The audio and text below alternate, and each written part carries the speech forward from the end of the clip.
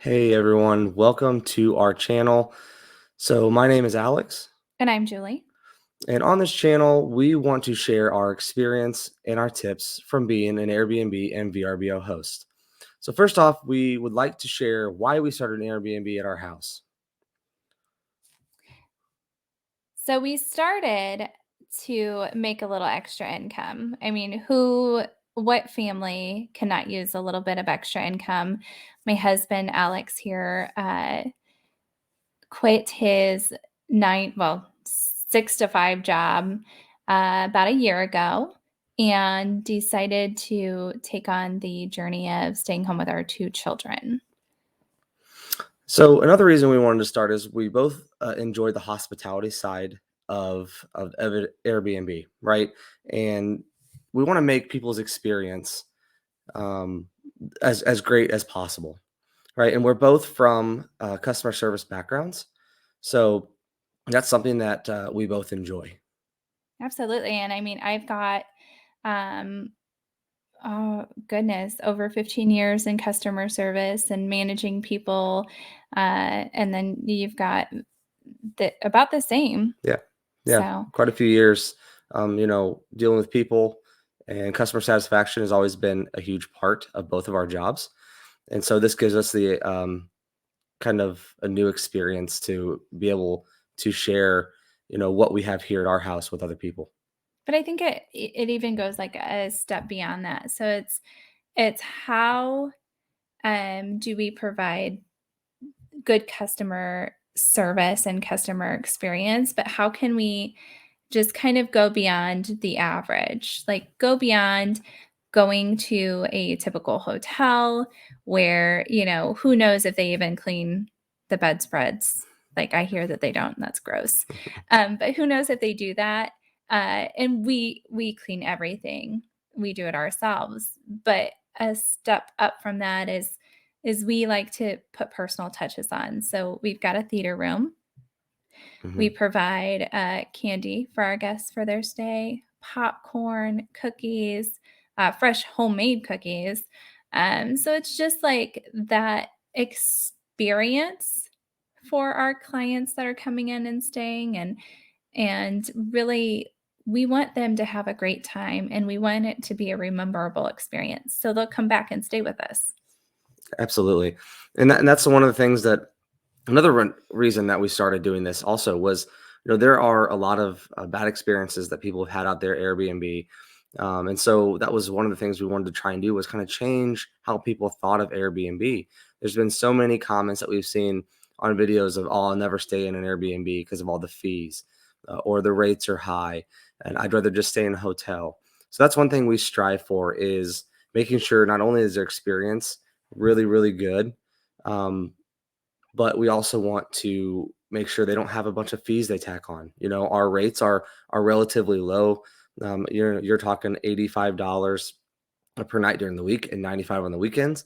No cleaning fee, so there's no extra fees that we tack on personally, um, to the guests. And those fees, and not the fees, what we charge per night may vary by season and things. However, I'm with you on that, Alex. Like I remember looking at Airbnbs, and before they had that feature on there where you can select to show fees, you would look at an Airbnb and get really excited, and Hmm. then all of a sudden you're like, "Oh, this is a great price. It's only $120 per night," and then you go to like book it, and all of a sudden there's $200, $300 for a cleaning fee alone. Then on top of that, Airbnb tax on their own fees that the hosts don't have any control over. So for a one night stay, what you were thinking was $120 ends up being $400 for a night. It's insane. Yeah, absolutely. And a good example for this was we were looking to go to Branson for one extra night, just to be there before we checked into our place where we normally go to in December. And I found a place. I think it was is $89 a night, which was perfect. Right, just one night. We are gonna be there kind of late in the afternoon. We're gonna be there very long. So I went to go book it and ended up being over $200 for us to go for one night because the cleaning fee, I believe, was $140 plus your $89 per night and the fees that Airbnb tacked on. So it was one of those things where I'm like, we can't do that for one night stay. We might as well, like other people have said, we might as well go to a hotel and run a hotel. Um, so that's one reason why we decided to do our very low cost for the night and no cleaning fees. But it's only possible for us to do that low rate because what makes us unique is we actually have an Airbnb out of our basement, right? Hmm. So we don't have the typical mortgage or rent Property that taxes. a typical Airbnb host incurs. If for some reason our Airbnb isn't rented out, it's our basement. We're already paying our mortgage. We're not relying on Airbnb to pay our mortgage. Well, I mean, that would be fantastic, right? But let's be realistic. The the stays that we get on Airbnb are going to vary all the time. So we would never rely on that as a true source of income to pay our mortgage. So we there was one random day last year where Julie came to me and said, I have a crazy idea, and I'm like, okay. And she said, I think we should do an Airbnb in the basement. So at that moment, I was like, okay, sounds good. So we started putting a list together of things we needed, and it was last September when we started to, I guess, modify the basement and to make it into an Airbnb. Now we'll get into kind of how we did that and the things that we did to make it secure and kind of an experience for people. But come, that was September when we started, and then a couple months later, actually a few months later, we're getting into December, and we had been doing some work and kind of dragging our feet, and then one day we were just like, let's finish up what we need to, take pictures, and get it listed on Airbnb. Kind of push ourselves to get it finished. I mean, we weren't even really uh, let me don't get me wrong. We had everything together in the Airbnb as far as the furniture was laid out, how we needed it to be laid out. The bedrooms were set up, everything was set up, but we really felt like we needed to do a deep cleaning before we had guests down there.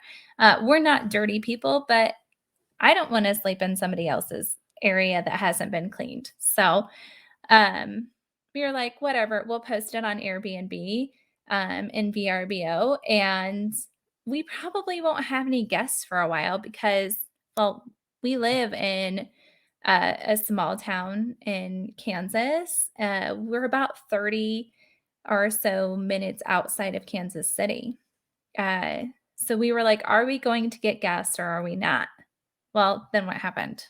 So it was a Saturday. We were out putting Christmas lights up, and we had a last minute booking. I want to say it was like 1 o'clock when they booked it, and we're outside putting lights up, and they had requested it for that day, 4 o'clock check in, and most of the basement was ready to go. But like you said, we had cleaning. We wanted to do like around the toilet, on the floor, underneath the vanity. Really clean the areas that really hadn't been cleaned really well, and we wanted to be really clean for people. That's one of the things that we pride ourselves in, is having the basement very clean. But But just to backtrack, you mentioned it was a Saturday and I don't know if you mentioned this, but we were out hanging lights, getting ready for Christmas. And this is 3 days after we went live on Airbnb. I was Hmm. expecting to maybe get a booking, like, who knows, maybe in June.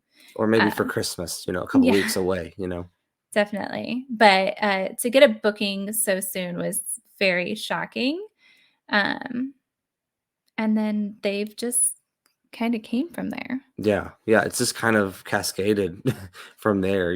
We kind of rushed together to clean what we wanted to clean for those guests, got it ready to go, and from then on, we got booking after booking in the month of December, and then we started into January, and then to be honest, we got to February, and we didn't have any bookings whatsoever come January 31st for the month of January or February, excuse me, and then all of a sudden we've booked out I want to say 9 days of the 15 this Well, month so far. well, so far this month, the only days, this is the 15th of February right now, when we're recording this, and the only days that we haven't had booked this month are what, the last 3 days? Hmm. Is Yeah. that right? Yeah. So we've had somebody in the Airbnb every day for the last, except for the last 3 days, this month. So it's been crazy. It's been great. It's been a blessing. I'm really enjoying it. I love the turnaround and just getting to know why people are coming to stay in our Airbnb, and just, getting the wonderful feedback from people. Absolutely. And that is one of the things we look forward to the most, I think, out of all of this is seeing what people have to say and how their experience was. So, not only did we not think that we might not get very many bookings because of where we live, but we also were concerned with the security of the basement because there is access from our basement into our house upstairs. And with having kids, we wanted to make sure that it was safe for us to be here with having people downstairs. So now we're just going to kind of jump into the kind of the things we did and maybe some of the things we bought as decoration and stuff and to make it into an Airbnb downstairs. Yeah, so I would say our number one thing that we decided absolutely we could not move forward with Airbnb was uh, having locks on all doors that necessarily needed those locks. So we have a separate entrance to the basement, which is important. Guests want to have their privacy. We need to have our privacy.